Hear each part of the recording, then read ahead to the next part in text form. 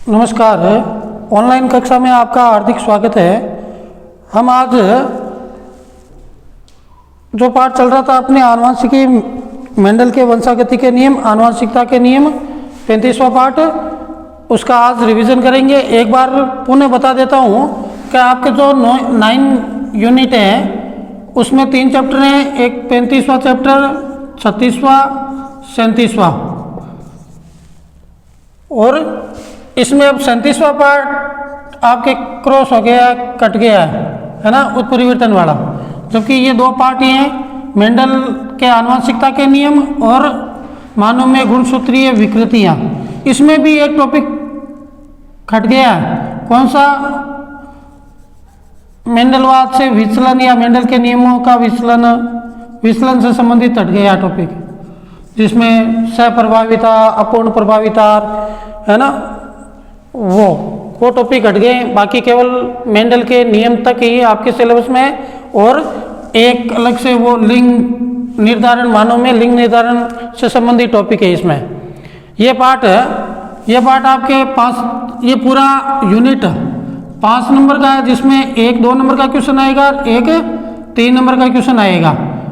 ये भी बताएंगे अभी कि पिछले वर्षों में किस प्रकार के प्रश्न आए हुए हैं।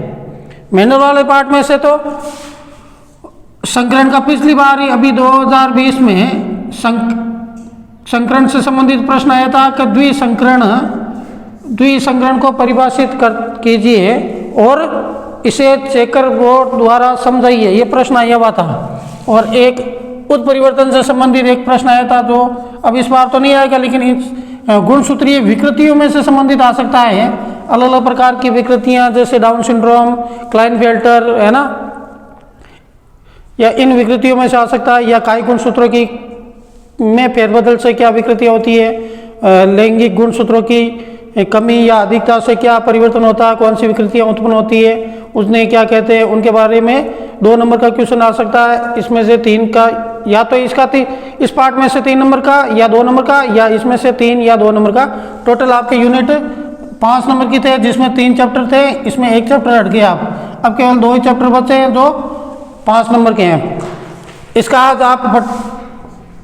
हम फटाफट रिवीजन करेंगे इस पार्ट का, ठीक है। फिर अगले क्लास में अपन 36वां पार्ट, मानव में गुणसूत्रीय विकृतियाँ, गुणसूत्रीय रोग, उनके बारे में पढ़ेंगे।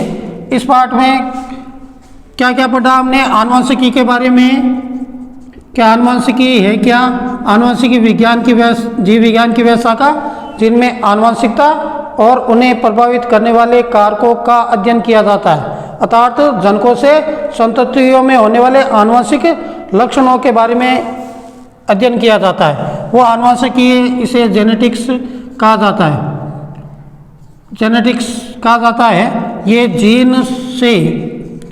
जीन से बना है। आनुवंशिकी शब्द का सबसे पहले प्रयोग विलियम बेटसन, कब? सन 1905 में किया था। जबकि आनुवंशिकी विज्ञान की शुरुआत सन 1900 में हुई थी। कब? जब 3 वैज्ञानिक, कौन से? एक तो थे ह्यूगो डी ब्रीज, हॉलैंड के ह्यूगो डी ब्रीज, और एक जर्मनी के कोर्ल कोरेंस। तीसरे थे कौन? एरिक वॉन शेरमैक भी है, कुछ किताबों में शेरमार्क भी लिखा हुआ, तो शेरमार्क एक ही है। तो ये तो थे हॉलैंड के, ये जर्मनी के, और ये ऑस्ट्रिया के। मेंडल कहाँ के थे? ऑस्ट्रिया के थे मेंडल भी, ठीक है। इन 3 वैज्ञानिकों ने मेंडलवाद पर अध्ययन किया, और ये जिस निष्कर्ष पर पहुंचे, तब इन्हें पता चला कि ये मेंडल जो बात कह रहे थे वो सही थी। तब 1900 में आनुवंशिकी के बारे में शुरुआत की गई, जबकि पूरा श्रेय मेंडल को ही जाता है। पूरा नाम ग्रेगर जॉन मेंडल है, जिनका जन्म 22 जुलाई 1822 में ऑस्ट्रिया में हुआ था। इन्होंने संकरण प्रयोगों के आधार पर वंशागति के नियम भी दिए। कितने नियम? 3 नियम दिए थे। 3 नियम दिए वंशागति के या आनुवंशिकता के नियम। कौन कौन से? एक था प्रभाविता का नियम, प्रभाविता का नियम, जिनके बारे में हम पिछली कक्षा में पढ़ चुके हैं। प्रभाविता का नियम। दूसरा युग्मकों की शुद्धता का नियम, युग्मकों की शुद्धता का नियम, या इसे कह सकते हैं विसंयोजन का नियम। तो ये ध्यान रखें कि कई बार विसंयोजन नाम आ जाए तो वो दूसरा नियम ही है। युग्मकों की शुद्धता का नियम, विसंयोजन का नियम, या पृथक्करण का नियम भी कहते हैं। इसे पृथक्करण का नियम भी कहते हैं, पृथक्करण का नियम भी कहते हैं। तीसरा नियम कौन सा है? स्वतंत्र अपव्यूहन का नियम, स्वतंत्र अपव्यूहन का नियम, यानी प्रत्येक जाति में संकरण होने पर उनके विशिष्ट लक्षण अगली संततियों में जाते समय अलग रहते हैं, अर्थात वो एक दूसरे से संदूषित नहीं होते। स्वतंत्र अपव्यूहन का नियम, स्वतंत्र, ये 3 नियम दिए थे। कई बार ऐसे भी पूछते हैं प्रथम नियम लिखिए, तो प्रथम नियम प्रभाविता का नियम। कुछ किताबों में आपको मिलेगा एकल संकरण का नियम, यह भी मिलेगा एकल संकरण का नियम। तो एकल संकरण के नियम और प्रभाविता का नियम एक ही है, यानी एक लक्षण की वंशागति का अध्ययन करते हैं, वो एकल संकरण है। ये पहला और दूसरा नियम किस संकरण पर आधारित है? एकल संकरण पर आधारित है, एकल संकरण या एक संकर संकरण पर। जबकि तीसरा नियम है वह द्विसंकरण पर आधारित है, द्विसंकरण पर आधारित है। एकल संकरण में एक जोड़ी विपर्यासी लक्षणों पर प्रयोग किया जाता है, उनकी वंशागति का अध्ययन किया जाता है। जबकि दो जोड़ी लक्षणों वाले विपर्यासी जनकों वाले के मध्य क्रॉस कराकर उनकी वंशागति का अध्ययन किया जाता है। ऐसे ही बहुसंकरण अनेक विपर्यासी लक्षणों वाले जनकों के मध्य क्रॉस कराकर उनकी वंशागति का अध्ययन कराते हैं, वो बहुसंकरण है।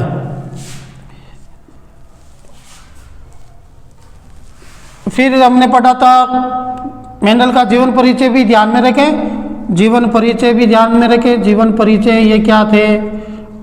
ऑस्ट्रिया में एक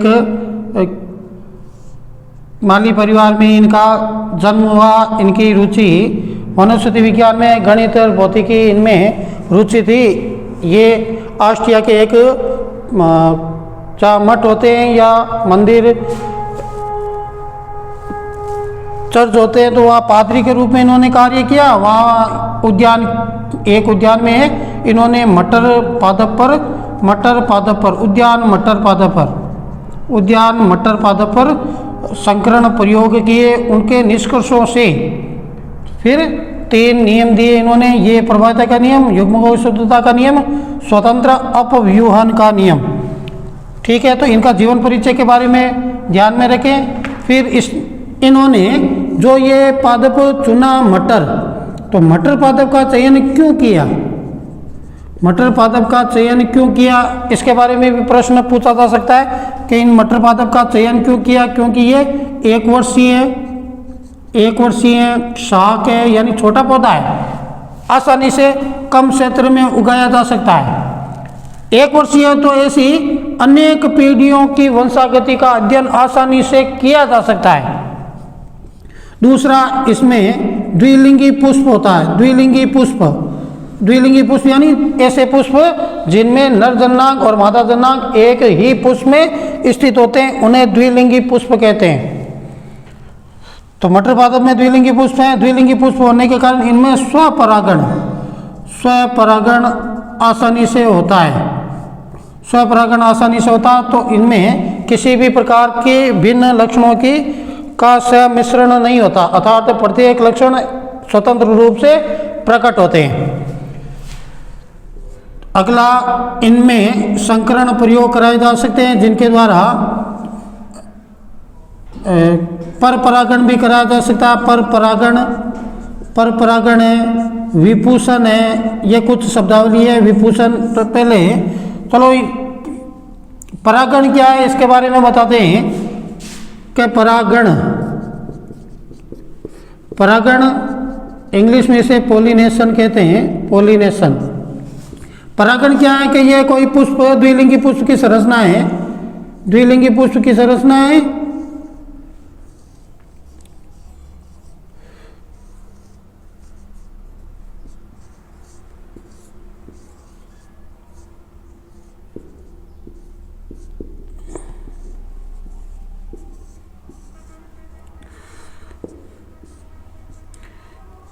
तो इस पुष्प के इस भाग को वर्तिकाग्र,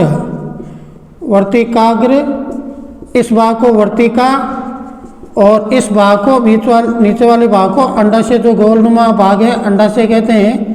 इन्हें संयुक्त रूप से स्त्री केसर अर्थात ये मादा जननांग वाला भाग है, मादा जननांग वाली भाग, जबकि ये भाग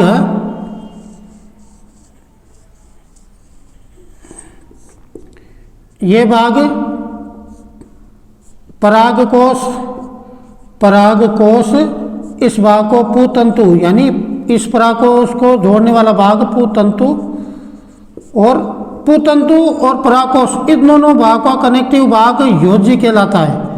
तो योजी, परागकोश, पुतंतु, इन्हें सम्मिलित रूप से पुंकेसर कहा जाता है, इन्हें पुंकेसर कहा जाता है। ठीक है, पुंकेसर कहा जाता है। ये नर जननांग वाला भाग है, नर जननांग वाला भाग अर्थात एक ही पुष्प में नर जननांग भाग, मादा जननांग भाग दोनों स्थित है। इस कारण इस प्रकार के पुष्प को द्विलिंगी पुष्प कहते हैं। नर जननांग वाले भाग में ये द्विपालित संरचना है, ये द्विपालित, कुछ में एक पालित भी होती है ऐसी, है ना, जैसे मालवेसी वगैरह कुल में होती है, तो उनमें एक पालित, इसमें द्विपालित है। प्रत्येक पाली में 2 कोष्ठक होते हैं। इन कोष्ठकों के अंदर पीले रंग के छोटे छोटे कण होते हैं। इन कणों को ही पराग कण कहते हैं। इन कणों को क्या कहते हैं? पराग कण, पोलेन ग्रेन पराग कण कहते हैं। अब परागण को समझिए कि परागण होता क्या है कि इन पराग कोश से ये परागकोश जब परिपक्व होते हैं तो परिपक्व होने के बाद स्फुटित होकर इनसे पराग कण निकलते हैं। ठीक है, इन पराग कणों का किसी भी माध्यम द्वारा इस पुष्प की वर्तिकाग्र तक, स्त्री केसर वाले भाग वर्तिकाग्र तक पहुंचने की क्रिया क्या कहलाती है? परागण। एक बार वापस सुन लो कि पराग कोश से इन पराग कणों का किसी भी माध्यम द्वारा, या तो माध्यम हो या बिना माध्यम के ही सीधे इस पुष्प की वर्तिकाग्र तक पहुंचने की प्रक्रिया, इस प्रक्रिया को क्या कहते हैं? परागण कहते हैं। ये परागकण है, ये परागण है। अब प्रकार, डिफरेंट टाइप ऑफ पॉलिनेशन, तो 2 प्रकार के परागण होते हैं। एक तो स्वपरागण, सेल्फ पॉलिनेशन, परागण, स्वपरागण। एक होता है परपरागण, स्वपरागण और परपरागण। स्वपरागण में ये ध्यान रखना कि किसी पादप के एक पुष्प के परागकोश से परागकण निकलकर उसी पुष्प की वर्तिकाग्र तक पहुंचते, तब तो वह स्वपरागण अर्थात ये ज़्यादातर जो मटर के पुष्प होते हैं, जो बंद होते हैं पुष्प, उनमें ज़्यादातर ये स्वपरागण की घटना होती है। या परागकोश वो लंबे होते हैं, वर्तिकाग्र छोटी है, तो उन पर ही ये परागकण गिरते रहते हैं, तो उनमें ये परागण की क्रिया होती है। ये भी ध्यान रखें कि यहाँ तो परागण की क्रिया होती है, जबकि निषेचन की क्रिया नहीं होती है। कई बार पूछते हैं कि निषेचन की क्रिया कहाँ संपन्न होती है, तो निषेचन की क्रिया यहाँ वर्तिकाग्र पर नहीं होती है, वो अंडाशय में होती है।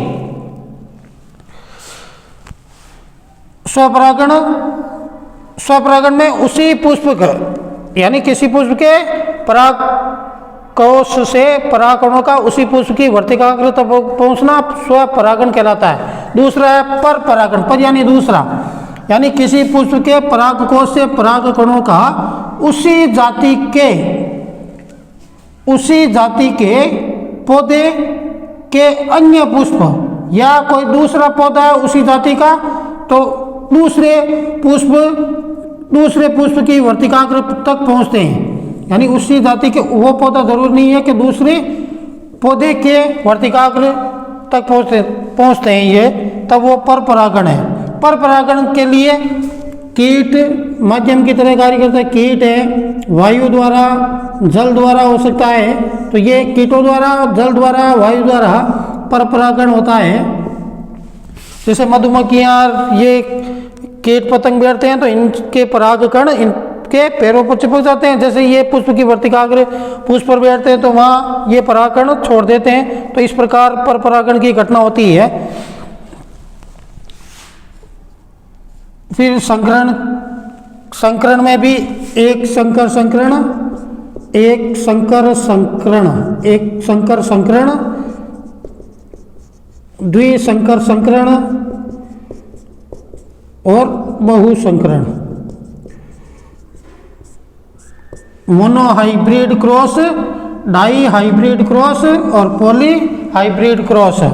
एक संकर संकरण में केवल एक लक्षण को ही चुनकर, एक जोड़ी लक्षण को चुनकर क्रॉस कराते हैं। इसमें दो जोड़ी विपरीत लक्षणों वाले जनकों के मध्य क्रॉस कराते हैं। इसमें अनेक प्रकार के, जबकि मेंडल की एक खासियत थी कि प्रत्येक बार उन्होंने एक शुद्ध समयुग्मजी प्रकार के बीजों के मध्य या पुष्पों के मध्य, पौधों के मध्य क्रॉस करवाया।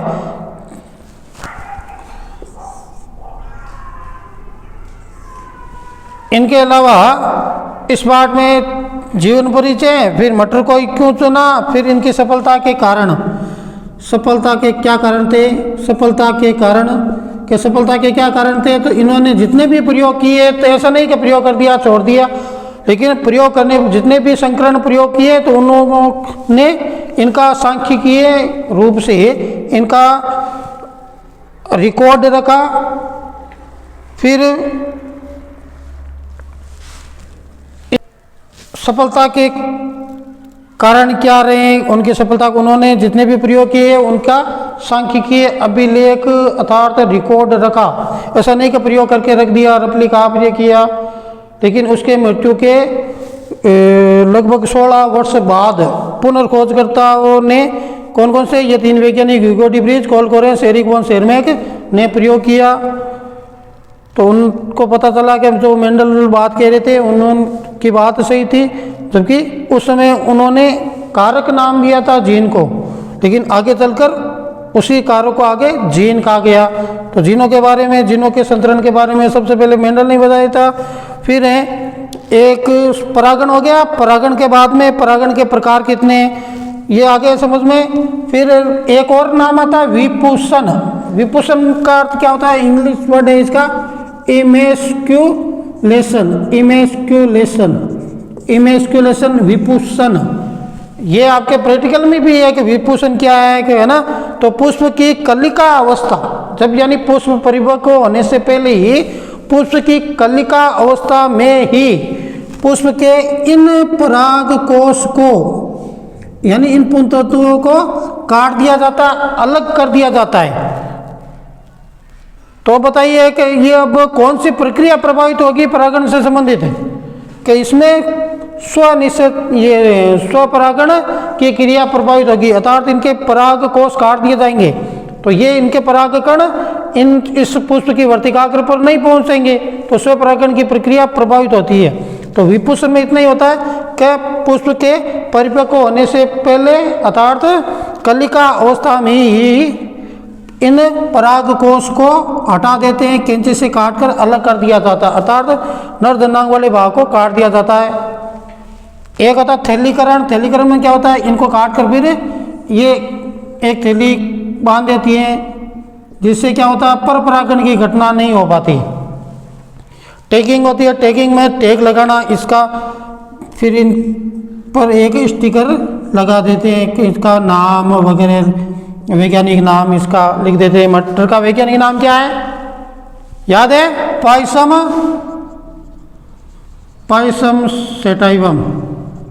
इसमें पाइसम क्या है, सेटाइवम क्या है। जैसे मेंडल के नाम में भी ग्रेगर जॉन मेंडल ग्रेगर उपाधि है, जहाँ उन्होंने ऑस्ट्रिया में जहाँ पादरी के रूप में कार्य किया वहाँ उपाधि दी गई थी उनको।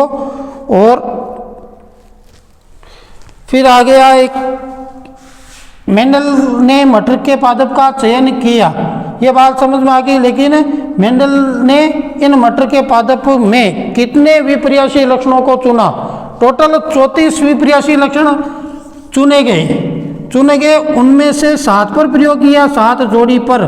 यह भी ध्यान रखें, 7 जोड़ी विपर्यासी लक्षण, 7 जोड़ी विपर्यासी लक्षणों को चुना इन्होंने। कितने जोड़ी विपर्यासी लक्षणों का चयन किया प्रयोग हेतु, 34 तो टोटल थे, उनमें से 7 जोड़ी विपर्यासी लक्षणों का चयन किया। उनको याद रखने के लिए भी मैंने बताया था कि पहले पादप की लंबाई है, उसको याद रखें, पादप की लंबाई। फिर पुष्प की स्थिति 2 बार पुष्प लिखना, आपको 2 बार पुष्प लिखना। और अब पुष्प लगने के बाद क्या लगेगी? फली लगेगी, तो 2 बार फली लिखना। फली लगने के बाद फली के अंदर बीज होंगे, तो 2 बार बीज लिखना।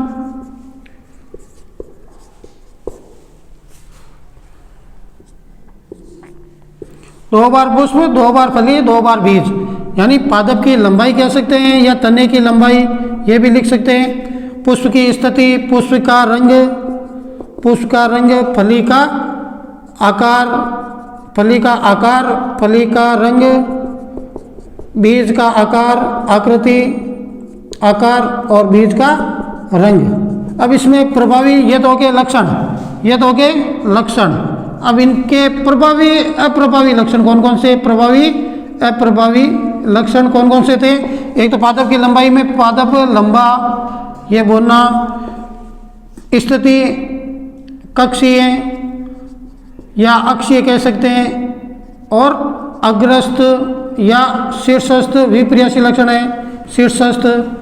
और पुष्प का रंग बैंगनी प्रभावी लक्षण है, और सफ़ेद अप्रभावी है। ऐसे फली का आकार फूली हुई और संकीर्णित यानी पिचकी हुई।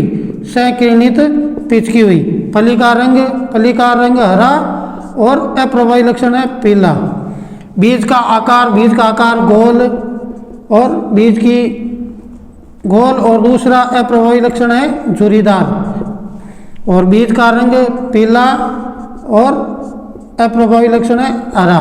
तो इस प्रकार प्रभावी अप्रभावी लक्षण, इस प्रकार 7 जोड़ी विपर्यासी लक्षणों का चयन किया। कैसे याद रखना है कि एक तो पादप की लंबाई या तने की लंबाई, फिर 2 बार पुष्प लिखना है। पुष्प लगने के बाद क्या लगती है? फली लगती है। फिर फली लगने के बाद फली के अंदर मटर के दाने होते हैं, तो बीज बाद में होते हैं। तो ऐसे क्रम से याद रखिए, 2 बार पुष्प, 2 बार फली, 2 बार बीज, 1 पादप की लंबाई हो गई। तो 7 जोड़ी विपर्यासी लक्षण ऐसे याद रखने आपको। फिर संकरण प्रयोगों में भी अनुपात पूछते हैं, वो भी ध्यान रखें। एक संकरण का जीनोटाइप फिनोटाइप है ना, जीनोटाइप फिनोटाइप पर संकरण क्या है, यानी 2 जोड़ी या 1 जोड़ी विपर्यासी जनकों के मध्य क्रॉस कराने पर जो संतति प्राप्त होती है, उससे संतति प्राप्त होती है, उस संतति को क्या कहते हैं? संकर। और इस प्रक्रिया को क्या कहते हैं? संकरण। इंग्लिश में नाम है इसका हाइब्रिडाइजेशन। ठीक है, मार्केट में जाते हैं ना, मार्केट में बारिश के दिनों में जो खेती करते हैं, तो वो मार्केट से बीज लाते हैं, तो बीज पर लिखा आता है हाइब्रिड बीज अर्थात संकर बीज। संकर बीज क्यों लाते हैं? क्योंकि उनमें उन्नत प्रकार की नस्लों का आपस में मिश्रण कराकर वो बीज तैयार किए जाते हैं, जिससे उनको कम पानी की आवश्यकता रहे, सर्दी गर्मी वर्षा में ये अनुकूल वातावरण में रह सके, अपने को डाल सकें, अधिक उत्पादन दें। इस प्रकार संकरण द्वारा प्राप्त संकर बीजों का उपयोग ज़्यादा करते हैं। ये हो गए। इसके बाद में एक शोध पत्र दिया था, मेंडल ने शोध पत्र प्रकाशित किया था। किस आधार पर? मेंडल ने अपने प्रयोगों के आधार पर, संकरण प्रयोगों के आधार पर एक शोध पत्र प्रकाशित किया था। कौन सा? पादपों में संकरण प्रयोग के नाम से एक शोध पत्र प्रकाशित किया था। कब? 1866 में। और कहाँ किया? ब्रून सोसाइटी ऑफ नेचुरल हिस्ट्री।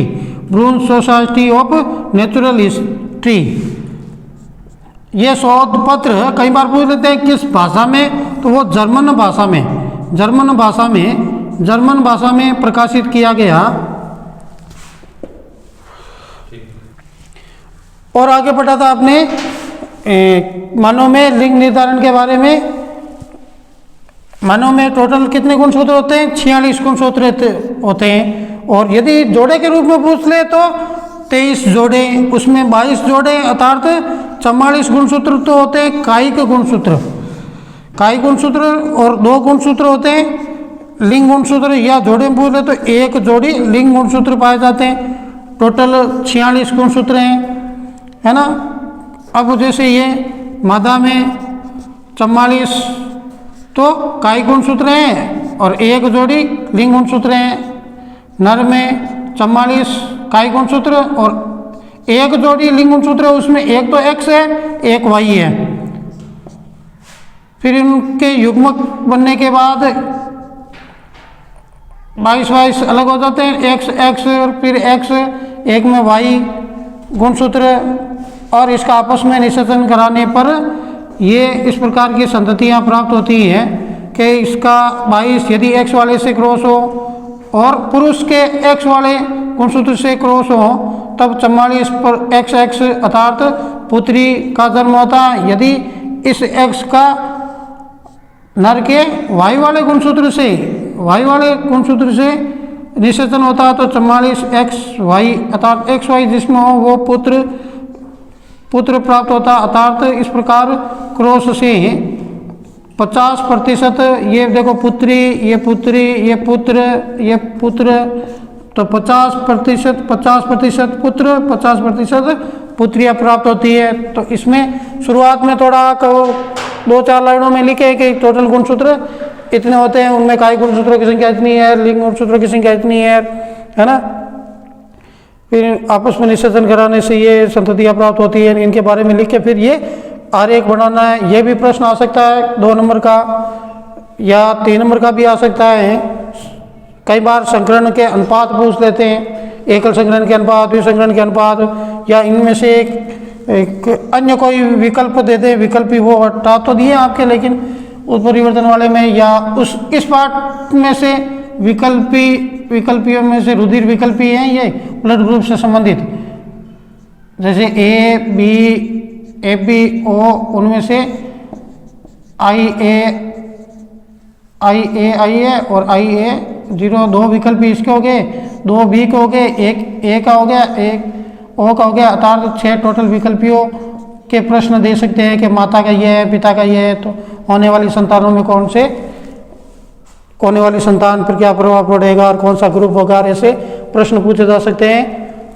तो अब एक बार वापस देख लीजिए कि आनुवंशिक से संबंधित कुछ शब्दावलियाँ हैं आपके सिलेबस में। जैसे जीन क्या होते हैं? जीन आनुवंशिक सूचनाओं के वाहक हैं। आनुवंशिक सूचनाओं के वाहक हैं। संततियों में जो उनके जनक जीवों से जो लक्षण आनुवंशिक लक्षण आते हैं वो जीनों के द्वारा आते हैं। और जीन के बारे में सबसे पहले मेंडल ने बताया था, नाम क्या दिया था? कारक नाम दिया था, जबकि जॉनसन ने आगे चलकर उसी कारक को जीन का, ठीक है।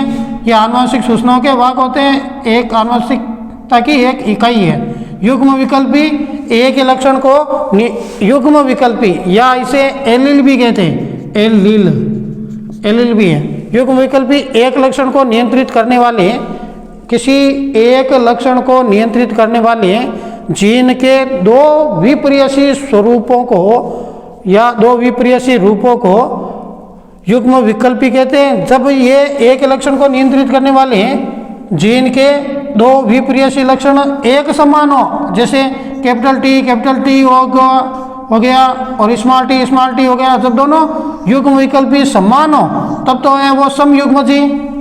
जैसे इस नर वाले इस मादा वाले में दोनों x समान है तो ये समयुग्मजी हो गया, ये विषमयुग्मजी हो गया। विषमयुग्मजी में एक लक्षण को नियंत्रित करने वाले जीन के दोनों विपर्ययी स्वरूप जब दोनों असमान हो, जैसे कि एक कैपिटल टी एक स्मॉल टी, ऐसे R ये ऐसे हो सकता है या R ऐसे हो सकता है, तो एक कैपिटल टी एक स्मॉल टी से दर्शा सकते हैं। तो ये विषम युग्मजीय दोनों स्वरूप अलग अलग हो। लक्षण प्ररूप अनुपात अर्थात सजीवों के इस पादप की बाह्य संरचना को लक्षण प्ररूप कहते हैं। जैसे पौधे लंबा है, बोना है, यानी बाह्य प्रकृति बाहर से देखकर पता लगा सकते हैं कि पौधे की पत्तियां किस कलर की है, उसकी फली कैसी है, कि उसका आकार कैसा है, पौधे की लंबाई कैसी है, बोना है कि लंबा है। जीन प्ररूप यानी जीनी संरचना के आधार पर होता है। जीनिक स्वरूप है एक तरह का। और इसके उदाहरण जैसे शुद्ध समयुग्मजीव हैं, तो जैसे टी शुद्ध समयुग्मजीव हैं, अशुद्ध विषमयुग्मजीव हैं, अशुद्ध विषमयुग्मजीव हैं, ये जीन प्ररूप है। अब एक प्रभावी लक्षण जनक जीवों से प्राप्त है। पहली पीढ़ी के जो संतानें होती हैं वो F1 पीढ़ी कहलाती हैं। F1 पीढ़ी में जो लक्षण प्रभावी होते हैं, अर्थात जैसे लंबापन प्रभावी लक्षण है, तो पहली पीढ़ी में सभी पौधे लंबे प्राप्त होते हैं, तो वो लंबापन है वो प्रभावी लक्षण है। जो प्रकट नहीं होते हैं वो अप्रभावी लक्षण है, अर्थात अप्रभावी लक्षण। जो F1 पीढ़ी में प्रकट होते हैं वो प्रभावी, जो नहीं होते हैं वो अप्रभावी। फिर एक संकरण, अर्थात जिसमें ऐसे संकरण की प्रक्रिया जिसमें एक लक्षण की वंशागति का अध्ययन करते हैं, दो लक्षण की वंशागति का अध्ययन करते हैं तो द्विसंकरण, तीन लक्षणों की वंशागति का अध्ययन करते हैं त्रिसंकरण, ऐसे ही बहुसंकर संकरण हो सकता है। बहुसंकरण अर्थात अनेक विपर्यासी लक्षणों का वंशागति का अध्ययन करते हैं तो वो बहुसंकरण। फिर है परीक्षण संकरण, अर्थात टेस्ट क्रॉस, यानी जनक जीवों से के क्रॉस कराने से प्राप्त होने वाली प्रथम पीढ़ी F1 का क्रॉस उसी के जनक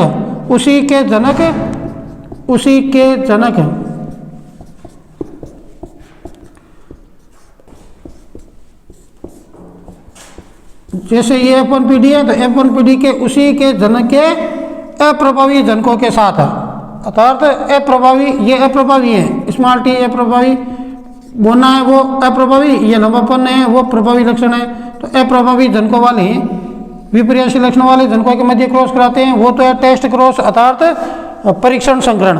दूसरा संकर पूर्वज संकरण या पश्च संकरण, इसे बैक क्रॉस भी कहते हैं।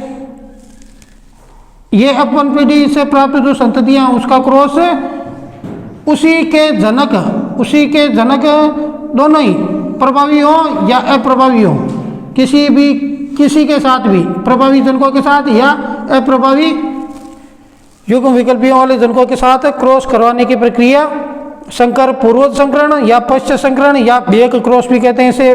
फिर बाह्य संकरण का अर्थ है कि F1 पीढ़ी से प्राप्त इन संततियों का क्रॉस केवल उसी के अप्रभावी जनक, जैसे यहाँ capital T small T capital T है वो प्रभावी जनक है, तो केवल उसी के प्रभावी जनकों के साथ क्रॉस कराते हैं, वो प्रक्रिया बाह्य संकरण कहलाती है। फिर जनक पीढ़ी संतति F1 पीढ़ी में प्राप्त संततियों के जो पेरेंट्स होते हैं वो जनक पीढ़ी होती है, अर्थात जो संततियां जिनसे उत्पन्न होती है वो जनक पीढ़ी कहलाती है। फिर F1 पीढ़ी दो विपर्यासी जनकों के मध्य क्रॉस कराने पर जो पहली बार पीढ़ी प्राप्त होती है F फिलिकल कहते हैं इसे।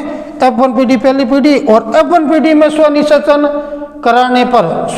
कराने पर जो पीढ़ी अगली पीढ़ी प्राप्त होती है उसे F2 पीढ़ी कहते हैं। अब F2 में ही आगे स्वनिषेचन कराने पर जो पीढ़ी प्राप्त होती है वो तीसरी पीढ़ी है। जैसे आपको कह दिया जाए आपके दादाजी हैं, तो आप कौन सी पीढ़ी की संतानें हो गई? आप तीसरी पीढ़ी की संतानें हो गई। कैसे कि आपके दादाजी हो गए, फिर आपके पिताजी हो गए, फिर आप हो गए, तो ये तीसरी पीढ़ी हो गई। फिर एक संकर अनुपात, अर्थात संतति अनुपात। संतति F1 पीढ़ी में जो संतति प्राप्त होती है, जैसे एक संकर संकरण का अनुपात क्या आया था? एक संकर संकरण का अनुपात आया था आपके लक्षण प्ररूप आया था 3:1। फिर द्विसंकरण का भी लक्षण प्ररूप क्या आया था? 9:3:3:1।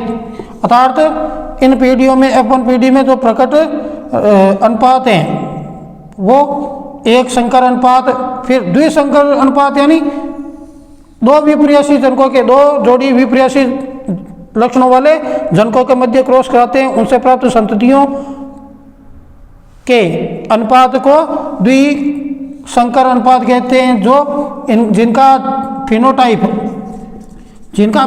प्राप्त हुआ था एकल संकरण में। क्या 3:1, अर्थात 3 पौधे लंबे प्राप्त हुए, 1 पौधा बोना प्राप्त हुआ।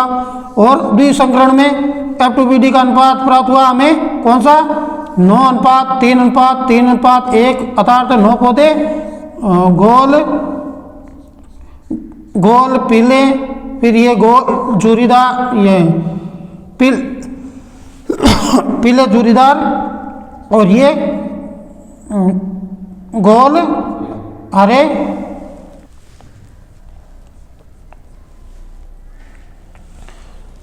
तो इसमें द्विसंकरण में क्या अनुपात हुआ 9:3:3:1। ये तो हो गया फिनोटाइप अर्थात लक्षण प्ररूप अनुपात। एक बार पूछा गया था कि F1 एक संकर संकरण और द्विसंकर संकरण का लक्षण प्ररूप अनुपात बताइए। तो एक संकर संकरण का या एकल संकरण का अनुपात हो गया 3:1। फिनोटाइप पूछा है तो उसमें द्विसंकरण का अनुपात हो गया 9:3:3:1। जबकि यदि यह पूछा जाए जीनोटाइप पूछा जाए, जीनोटाइप अर्थात जीन प्ररूप पूछा जाए, किसका, दोनों का, एकल संकरण का पूछ लें आपको, द्विसंकरण का पूछ लें, तो एकल संकरण का तो क्या लिखेंगे आप 1:2:1 ये लिखेंगे। और द्विसंकरण का क्या बताया था आपको 12:24:12:1 और सबके बीच में अनुपात का चिन्ह लगा देना, याद रह जाएगा 12:24:12:1। ये तो हो गए जीन प्ररूप अनुपात F1 ये F2PD का एकल संकरण का, ये द्विसंकरण का। जबकि ये एकल संकरण द्विसंकरण के लक्षण प्ररूप अनुपात हो गए, या एक लक्षण एक जीन प्ररूप अनुपात पूछा जा सकता है। इस प्रकार की ये आनुवंशिक शब्दावली है। इस प्रकार ये आपके चैप्टर पूरा हुआ। इसका महत्व क्या है आपके कि इससे अगली पीढ़ी में होने वाले आनुवंशिक लक्षणों के बारे में पता चलता है। जीन संकल्पना की पुष्टि होती है। किन्हीं पौधों में ये आनुवंशिक लक्षण या किसी रोग के बारे में पता चलता है, उनमें आनुवंशिक सुधार किया जा सकता है। उन्नत प्रकार की नस्लों को तैयार किया जा सकता है, जैसे गाय, भैंस, बकरी, भेड़ की उन्नत प्रकार की नस्लें, अधिक दूध देने वाली नस्लें प्राप्त की जा सकती है। संकरण प्रयोगों पर ही आधारित है। जितने भी संकर बीज आते हैं वो संकरण पर ही आधारित है। तो इस प्रकार अपने ये चैप्टर पूरा हो गया। अब आगे की क्लास में अपन अगला इसी यूनिट का अगला चैप्टर मानव में गुणसूत्रीय विकृतियां, इनके बारे में पढ़ेंगे।